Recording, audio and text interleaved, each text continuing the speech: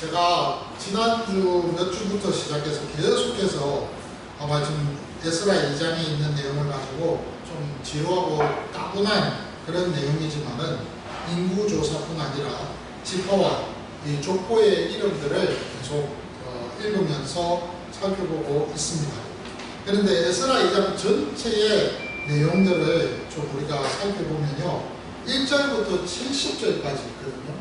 근데 그 1절부터 70절까지의 그 내용 중에서 앞서 우리가 살피는 그 1절에서 2절은요, 그 포로 기환을 하기 위해서 인도되어졌던 공동체를 인도하는 지도자들의 이름들이 나옵니다. 에스라에서는 11명의 그 지도자의 이름들이 나오고 있습니다. 느헤미야에서는 12명입니다. 아마 느헤미야와 에스라가 조금 차이가 있는 것은 어떤 오래된 그 필체에 대해서 좀 이렇게 나타나는 부분들이 있기 때문에 한 명의 이름을 빠뜨리지 않았나 어떻게 생각을 하는데, 어쨌든 이 의도는 뭐냐면 12명의 이름을 기록했다는 것은 이스라엘 전체 지파인 12, 이 12지파를 대표하는 언약의 공동체, 언약의 대표성을 선언하고 있는 것을 말합니다. 그러니까 1절과 2절은 그 공동체를 이끄는 12명의 지도자들의 이름들이 나옵니다. 그리고 이제 3절에서 20절까지는요, 우리가 지난주에 살펴본 대로 가문입니다. 하나의 어떤 자손들, 그러니까 가문, 자손, 지파, 이렇게 우리가 설명할 수 있는데, 이 이름들이 지금 나오고 있습니다. 이들은 일반 서민들입니다. 일반 서민들의 이름들이 나오고, 그 다음에 21절에서 35절은 또 이것도 지난주에 제가 여러분들에게 아마 설명을 드린 것 같은데요. 요것은 지역별로 일반 서민들의 이름들과 인구조사가 몇 명이라는 것을 언급하고 있는 것을 보게 됩니다. 무엇보다도 이 지역들은요, 그들의 고향입니다. 고향 땅을 지금 의미하고 있습니다. 예를 들면 베들레헴, 아나도, 이런 이름들이 다 그 지명들이 고향의 이름들입니다. 그 고향으로 돌아가기 위한 평민들이었다라고 여러분 생각하시면 되겠습니다. 그리고 이제 오늘 저와 여러분들이 이제 생각할 것이 36절에서 58절까지의 내용입니다. 그 36절에서 58절까지의 내용은 두 부분으로 나누어지는데요. 36절에서 39절이 제사장들의 이름들입니다. 어느 가문들이고 인구 조사를 하니 몇 명이다. 그리고 40절에서 58절까지는요, 성전을 섬기는 데 있어서 보조하고 있는 보조자들, 그리고 봉사자들, 이런 사람들입니다. 그 성전을 섬기기 위해서 보조하는 섬기는 자들 대표적인 지파가 누굽니까? 레위지파죠. 레위지파. 그들입니다. 레위지파. 그리고 노래하는 사람들, 그리고 문지기들, 그리고 무엇보다도 여기에서 조금 특별한 것이 뭐냐면, 이방인 포로 출신이었는데 성전에 그 노가다처럼 망리를 했던 자손들의 이름이 나오는데, 느디님이라는 사람입니다. 그리고 이제 솔로몬의 신복들의 이름이 잘 기록이 되어 있죠. 그 다음에 이제 59절에서 63절까지는요, 이것은 족보에서 이름이 사라진 자들입니다. 자신들의 족보가 없는 거예요. 족보책을 아무리 찾아봐도 그들의 이름이 나타나지 않습니다. 그래서 내가 누구의 자손이고 어느 지파에 속해 있다, 나는 어떤 혈통이다 라고 하는 그 사실을 증명하지 못하는 사람들, 그래서 그 혈통과 직분이 불분명한 사람들, 이들이 59절에서 63절까지 기록이 되어 있는데, 인구조사에서 몇 명이다 이렇게 나옵니다. 그리고 나머지 이제 64절에서 70절은 한마디로 이야기하면 총계가 몇 명이고, 그리고 자산이 몇 명이고, 그리고 가축수가 몇 명이고, 그리고 성전을 건축하기 위해서 예물들이 어느 정도 필요하다, 그리고 필요한 예물들을 갖고 있다, 이런 식으로 이제 기록을 해서 끝내고 있습니다. 이렇게 에스라가 이런 순서를 가지고 지금 기록하고 있는 이유가 뭘까? 먼저 제일 중요한 것은 이 종교적으로 또 언약적으로 그 정체성을 찾아보겠다는 것입니다.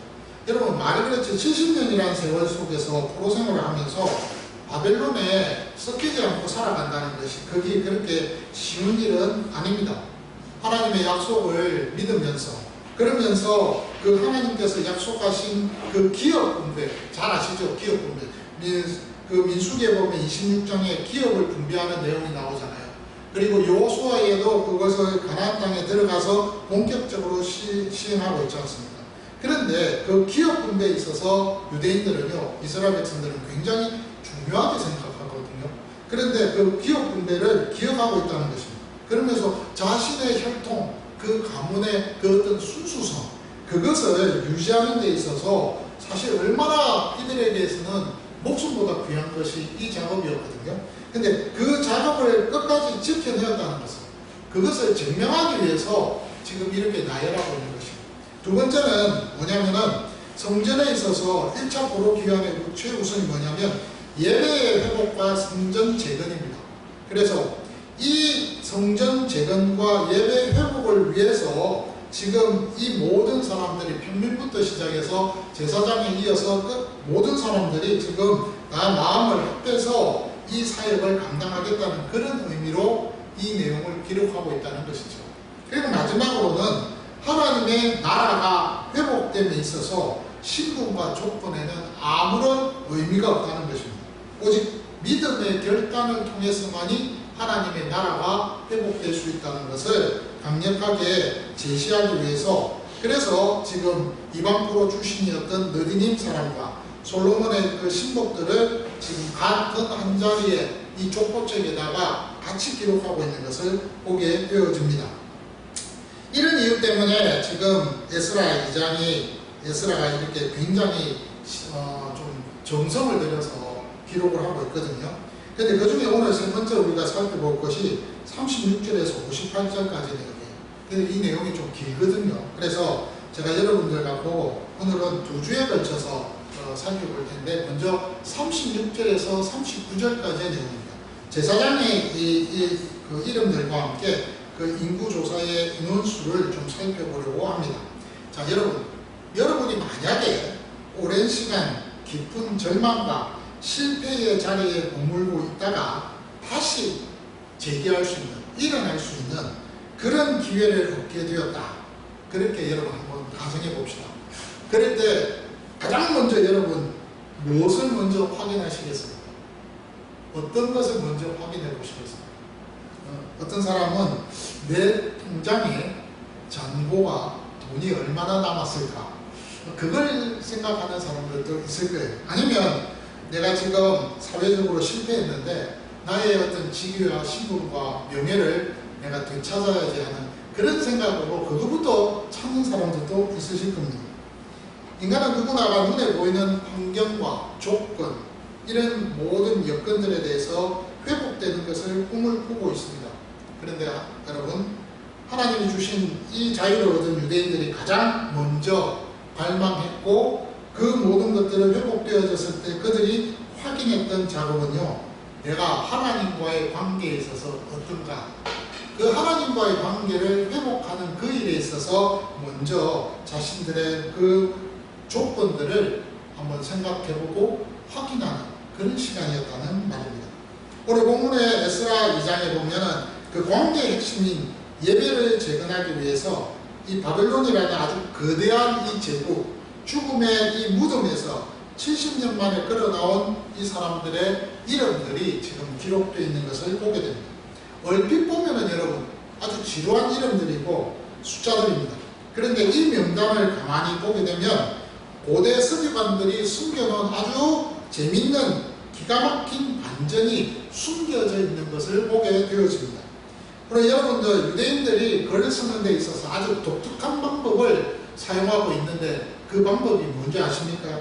그것은요, 가장 중요하고 또 가장 본질적이고 가장 이 말은 내가 핵심적으로 해야 되겠다라고 그렇게 생각되는 그 내용들을요, 어디다가 그 이야기의 끝부분도 아닙니다. 그 이야기의 어떤 처음 부분도 아닙니다. 가장 깊숙한 중간입니다. 그 중간에다가 아주 보물처럼 숨겨놓는 것을 보게 됩니다.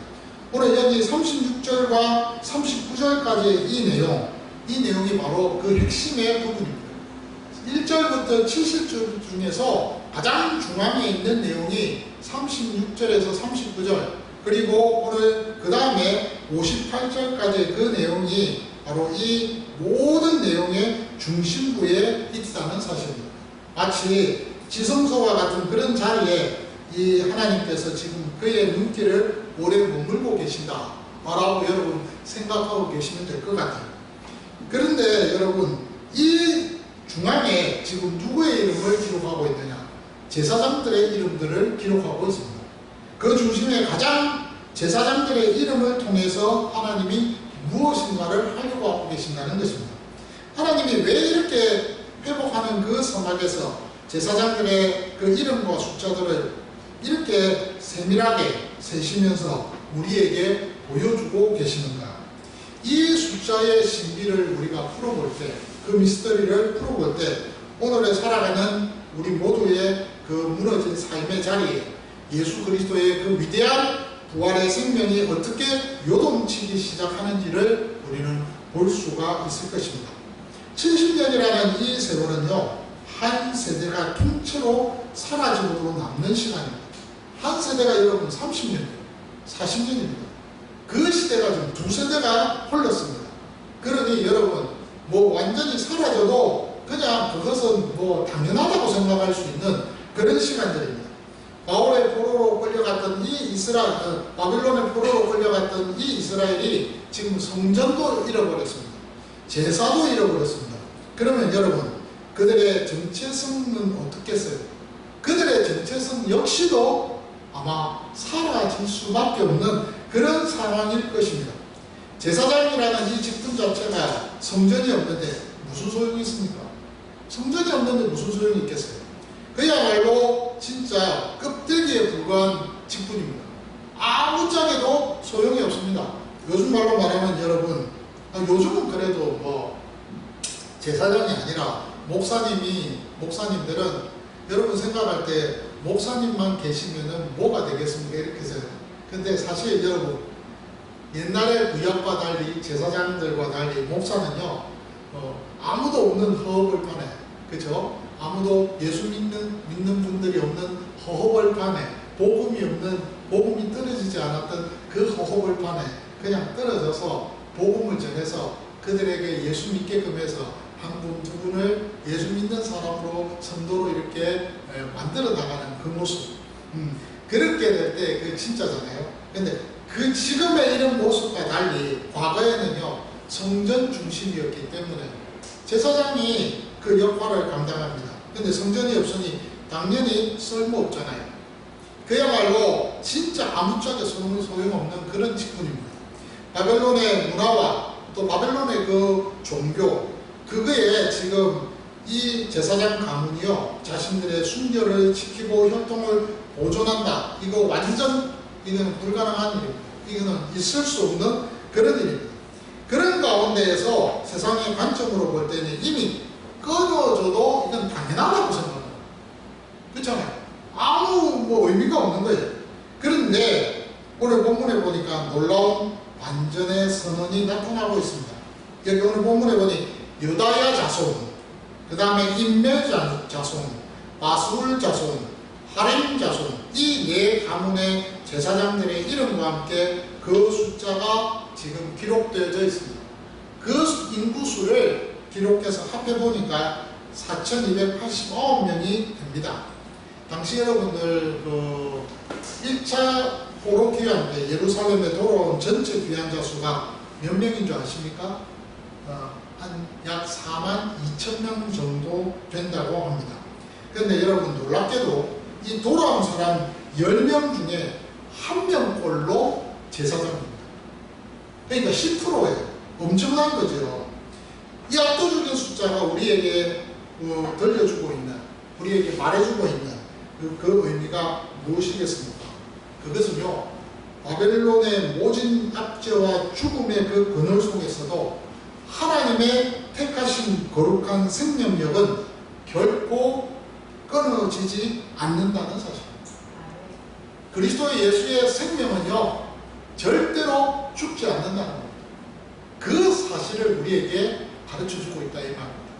오늘 여러분 기독교가 2000년의 교회 역사 속에서 지금 영면이 흘러서 이 한국이라는 이 땅에 와서 이곳에서 저와 여러분들이 이 자리에 있게 한 것, 이것만 봐도 그리스도의 그 생명이 얼마나 강력한지를 여러분 알 수 있지 않겠습니까?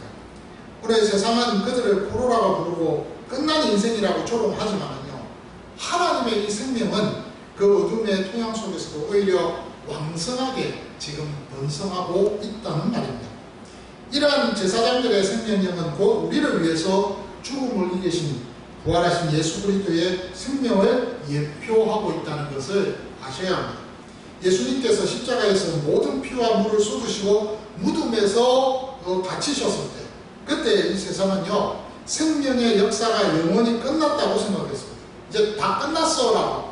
심지어 사탄도 이제는 예수님 죽었으니 완전히 끝! 내 세상이야 라고 그렇게 모두가 착각하고 사탄도 착각했다 이 말입니다. 그러나 여러분, 무덤의 이 차가운 돌문을 우리 그리스도의 생명은 받을 수가 없었습니다. 그 부활의 생명이 오늘 우리 안에 지금 흐르고 있음을 분명히 믿으셔야 합니다.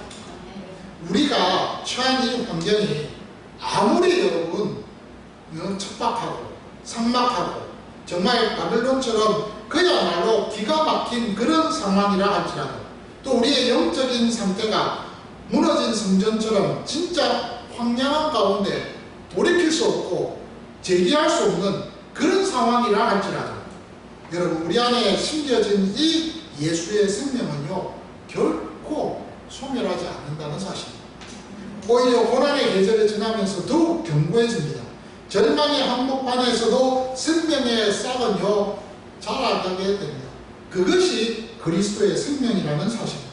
오늘 본문에 등장하고 있는 제사장들이 포로기라는 이 죽음의 터널을 지나면서 자신들이 정말 하나님을 예배하는 자라는 그 정체성의 끈을 놓지 않았던 것처럼, 우리 안에 이 부활 생명은 이 세상을 거스리고 환경을 압도하는 강력한 힘으로 지금 역사하고 있다는 것을 아셔야 합니다.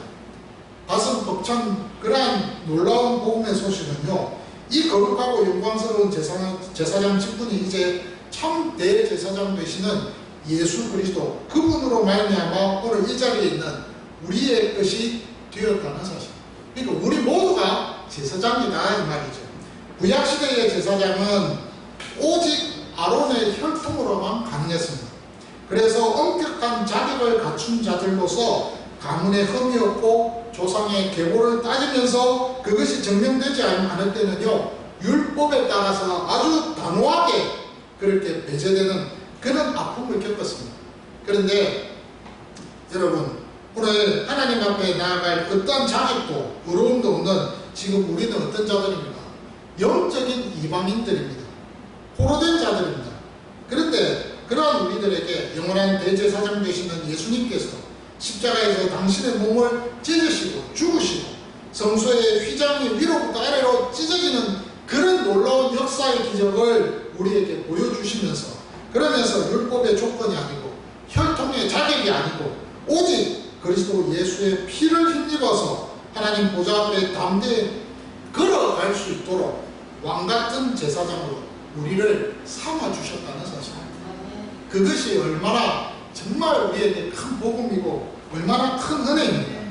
자격 없는 우리에게 지금 가장 영광스러운 생명의 직분을 선물로 지금 주셨어요. 제사장이라는 직분을 주셨다고요. 그리스도의 그 세 가지 직분 중에서 왕과 선지자와 제사장이잖아요. 그 가운데에서 제사장의 직분을 주셨어요. 왕같은 제사장이라고 했습니다. 왕이면서도 제사장이라는 것이죠. 오늘 여러분, 우리가요 하나님이 이 에스라의 명부 가운데에서 제사장의 그 이름을 찬란하게 기록하게 해주신 이유는 이 공동체의 정체성이 포로 출신의 패배자가 아니라 하나님을 예배하는 거룩한 제사장이라는 그 사실을 일깨워주기 위해서 이 본문을 기록하고 있다는 사실입니다. 오늘날 사탄은요 끊임없이 우리의 과거를 돌추어냅니다. 그리고 우리의 그 현실의 삶에서 무능함을 자꾸 지적하고 있습니다. 우리가 실패자라고, 고로라고 그렇게 우리를 속이고 있습니다. 나 할 수 없어. 너는 못하는 사람이야. 너는 제대로 뭐 할 수 있는 사람이야. 라고 자꾸 우리를 어떻게 합니까? 조롱하면서 송사하고 있습니다. 그럴 때에 예수의 생명을 소유한 우리의 진짜 이름이 뭐라고요? 제사장이라요. 제사장이라는 이 사실만큼은 우리 모두가 우리의 마음에 새기고 있어야 된다는 사실입니다. 우리는 세상의 환경에 짓눌려서 신음하는 존재가 아니에요. 무너진 이 가정과 이터 속에서 하나님의 임재를 구하고 그분의 복을 또한 서로 전해주는 축복의 통로가 바로 우리입니다. 왜요? 제사장이기 때문에.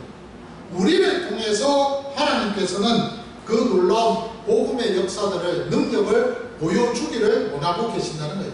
왜요? 통로이기 때문에 그렇다 이 말이에요. 그렇기 때문에 바벨론의 어둠의 속에서도 끊어지지 않고 도리어 번성했던 그 제사장 가문의 그 생명력이 바로 오늘 저와 여러분들의 생명력이라는 사실을 믿으시기 바랍니다. 정말 그렇습니다. 이번 주간에 우리가 살아가면서 거룩한 제사장으로 내가 부름받았다.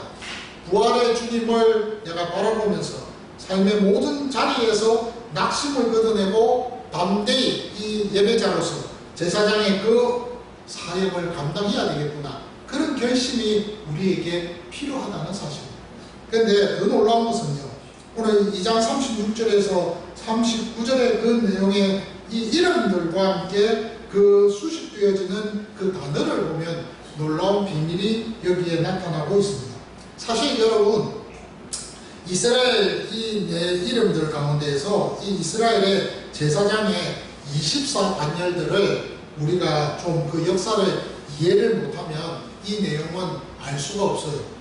24반열들이 쭉 나오는데요. 이 내용은 어디에 나오냐면 역대하 24장에 보면 이 24개의 조가 잘 기록이 되어져 있습니다. 물론 이제 이 내용은요, 레위기에도 잘 기록이 되어져 있는 것을 보게 됩니다. 여기 오늘 본문의 집과 자손이 나오는 이 이름들은요, 다윗 왕 때에 제정되어졌던 제사장 가문의 공식 집들입니다. 가문의 이름입니다. 그리고 또 포로 귀환 당시에 실존했던 그 인물들을 찾아서 그 직계 가문들을 기록하고 있는 내용들입니다. 그렇기 때문에 구약의 역사를 보면 다윗 왕이 성전 예배의 질서를 위해서 아론의 후손들 가운데에서 24개의 이 반열들을 이 남은 이 이름들을 지금 36절에서부터 찾아서 기록하고 있는 거예요.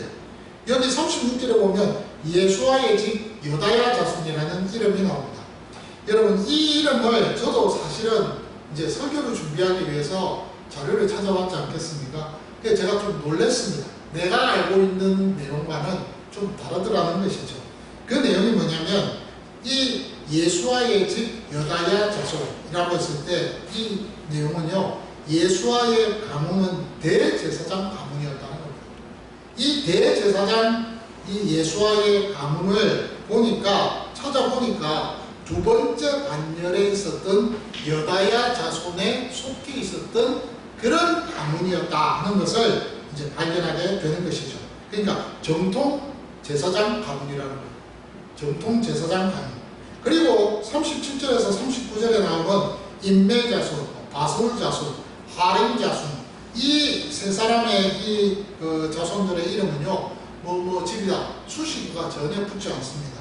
그냥 이렇게 자손, 가문들의 이름만 있습니다. 이것은 독립된 제사장 가문들을 의미하고 있는 것을 보게 됩니다. 어쨌든 다윗 시대에 임명되었던 24개의 그 반열 중에서 인멜이라는 자손은 16번째 반열에 속해 있는 자손입니다. 그리고 하림은요, 3번째에 속해 있는 자손들입니다. 그리고 여기 나오는 아스울이라는 이 자손은요, 포로기 전에 예레미야라는 선지자가 있습니다.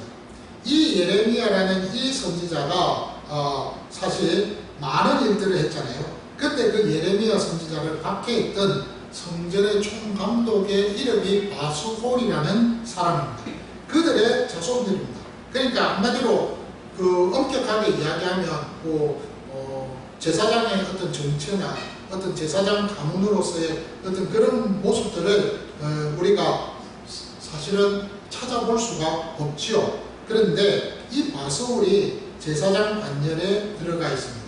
어쨌든 중요한 것은요, 그 24 반열의 원명단에는 없지만은, 그러나 하나님께서는 이들을 제사장 반열에 두고 계신다는 겁니다. 사실 여러분 역대 예레미야 20장 1절입니까? 거기 한번 보세요. 거기 보시면 거기에 바소울이 예레미야 선지자를 박해하면서 뺨 때리고 막 그랬거든요. 그럴 때 거기에 그걸로 인하여서 하나님께서 이 바소울을 저주를 했습니다. 번역을 하면 사방의 두려움이라는 아주 안 좋은 저주 내용입니다. 이름을 그렇게 붙여서 저주를 했습니다. 그런데 이 저주받은 이 바소울 자손들이요, 지금 포로로 귀환할 때는 가장 많은 인구가 나타나는데 1247명입니다. 굉장히 숫자가 많습니다. 이것이 저는 어떤 면에서는 복음이라고 생각합니다. 바울이 교회를 박해했던 그런 자였지 않습니까? 그런데 여러분, 바울이 교회를 박해했는데 또 하나님께서는 그를 어떻게 하셨어요?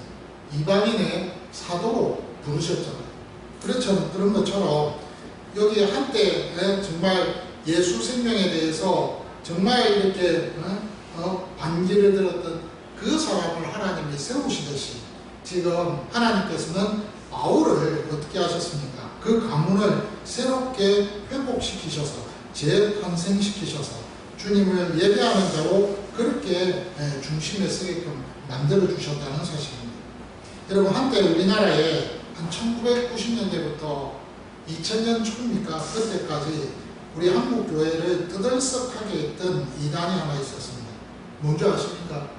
그것은 가게에 흐르는 저주라고 그렇게 개신교 부흥운동과 은사 신학 체계에서 아주 유행했던 그런 이단이었습니다. 그래서 가문의 저주를 끊자 이렇게 해갖고 열심히 그 많은 사람들이 그 내용을 가지고 설교를 했던 그런 적이 있었던 것을 아실 겁니다. 이 이론은요, 출애굽기 20장 5절에 있는 말씀 때문에 시작이 되었습니다.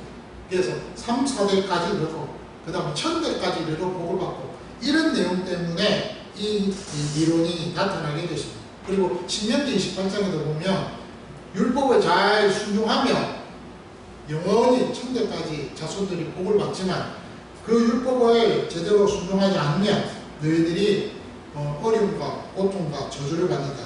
그런 내용이 바로 신명기 28장의 내용입니다. 그러니까 여러분, 이 이론은 조상의 죄나 영적인 묶임이 후손들에게 대물림 되어가지고 그래서 질병도 나타나고 가난도 있고 이혼도 하고 중독도 일어나고 이런 불행들이 초래한다는 그런 주장이에요. 이거 분명 이단입니다. 그래서 우리 기독교에서 잘 살펴보고 비판을 했잖아요. 이제 이 주장은요, 사실 이제 좀 더 우리가 바르게 이야기한다면 이렇게 이야기할 수 있을 겁니다. 부모님의 어떤 나쁜 습관들이 있잖아요. 또 중독이나 폭력적인 그런 성향들이 있잖아요. 그런 것들이 자녀들에게 어떤 환경적으로, 심리적으로, 그리고 생물학적으로 또 이렇게 전해져서 그래서 역기능적인 어떤 가정의 영향으로서 나타난다라고 이해하는 어떤 상담학적인 그런 접근으로 이것을 이제 우리가 생각해 보면 될 것입니다. 이것은 어떤 하나의 뭐랄까 신학적 교리가 아니라는 것이죠. 우리가 공공연하게 생각할 때 그런 생각을 합니다.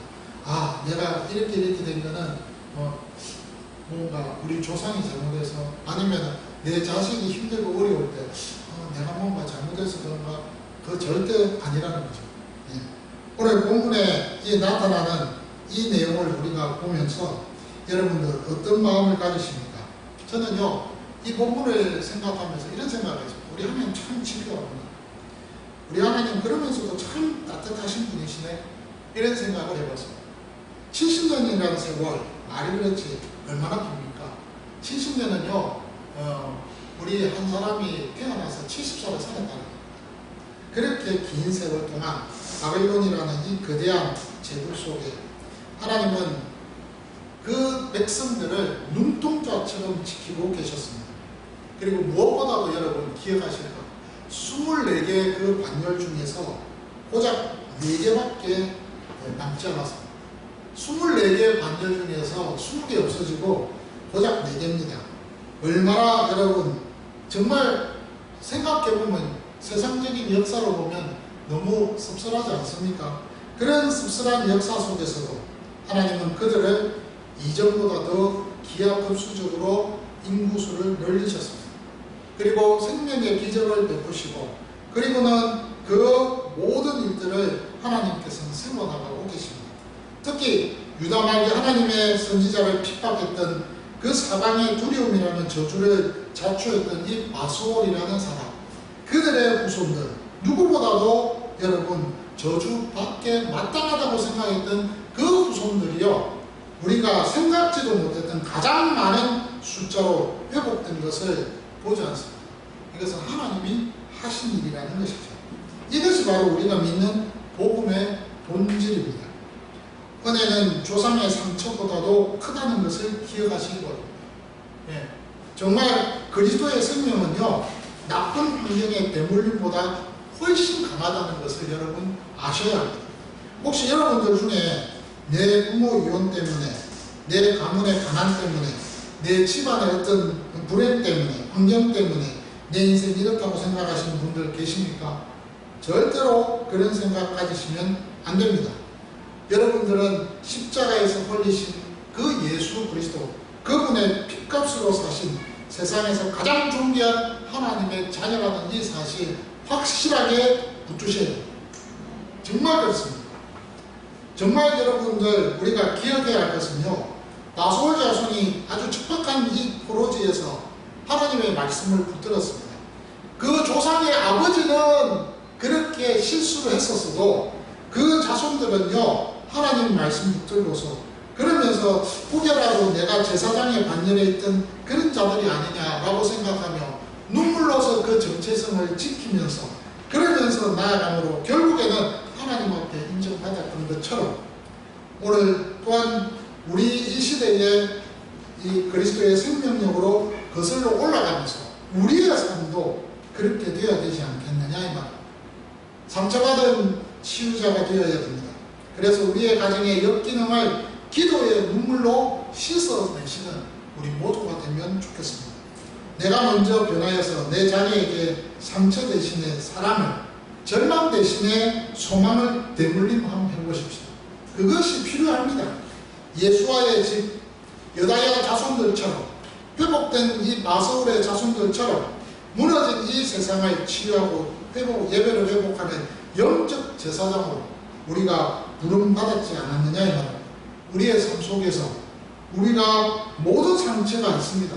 그러나 그 상처, 나도 그 상처가 있지만 그 상처를 우리 주님께서 덮으시고 씻어주셨잖아요.